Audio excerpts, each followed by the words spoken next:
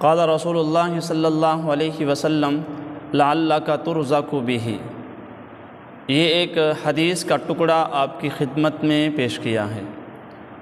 اس حدیث میں حضرت انس بن مالک فرماتے ہیں کہ رسول اللہ صلی اللہ علیہ وسلم کے زمانے میں 2 بھائی تھے۔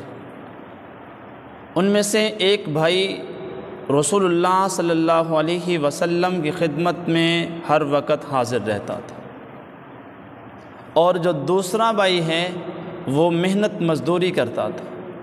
تو محنت مزدوری کرنے والے بھائی نے اللہ کے نبی سے ایک دفعہ شکایت کر دی کہ یا رسول اللہ، یہ میرا بھائی یہاں ہی بیٹھا رہتا ہے، یہ میرے ساتھ محنت مزدوری نہیں کرتا، یہ کام کاج نہیں کرتا، یہ میرا ہاتھ نہیں بٹاتا۔ تو حضور علیہ الصلاۃ والسلام نے اس موقع پر فرمایا لعلک ترزق بہ، شاید تجھے اس کی وجہ سے روزی ملتی ہو۔ تو بھائی، اللہ کریم کے 2 طرح کے نظام ہیں، ایک ہے نظام ظاہری اور ایک ہے نظام باطنی۔ نظام ظاہری یہ ہے جو ہم اپنی آنکھوں سے دیکھ رہے ہیں، کسی کی دکان سے اس کا گھر چل رہا ہے، کسی کی فیکٹری سے اس کا گھر چل رہا ہے، کوئی جاب کرتا ہے اس کا گھر اس جاب سے چلتا ہے، کسی کا کارخانہ ہے اس کا گھر اس کارخانے سے چلتا ہے، کوئی کھیتی باڑی کرتا ہے اس کا گھر اس کی کھیتی باڑی سے چلتا ہے۔ یہ ہے وہ نظام جو ہمیں نظر بھی آ رہا ہے، اور اسے نظام ظاہری کہتے ہیں۔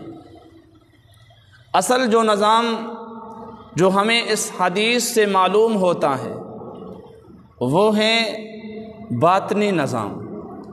ہر شخص یہ سمجھتا ہے میں کرتا ہوں، میں محنت کرتا ہوں، میں فیکٹری سے کماتا ہوں، میں کھیتی باڑی کرتا ہوں، وہاں سے کماتا ہوں، پھر گھر چل رہا ہے۔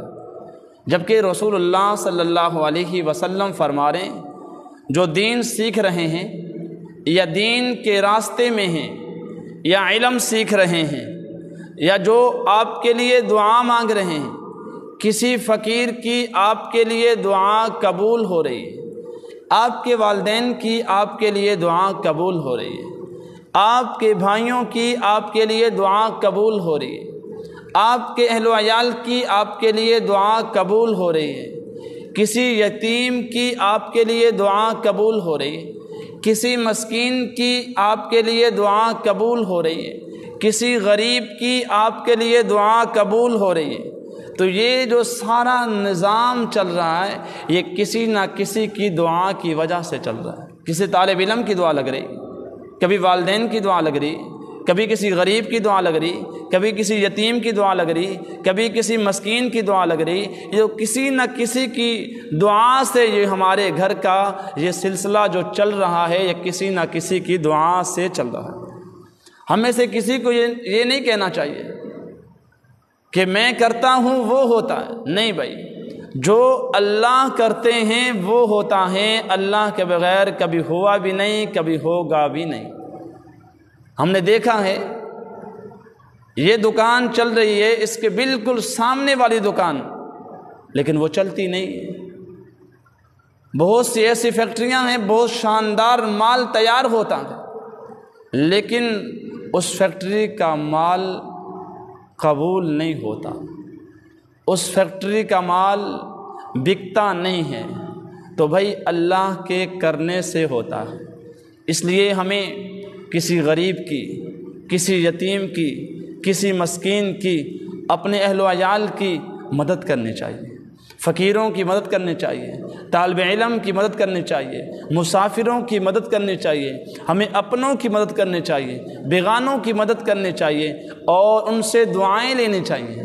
ہمیں اپنوں سے بھی، اپنے اہل و عیال سے بھی، اپنے بھائیوں سے بھی، بڑے بھائیوں سے بھی، چھوٹوں سے بھی، پڑوسیوں سے بھی، ہم سب کو ان سے دعائیں لینی چاہیے، اور انہی دعاؤں کی برکتوں سے ہمارا گھر چل رہا ہے۔ اللہ کریم ہم سب کو دعائیں لینے والا بنائے۔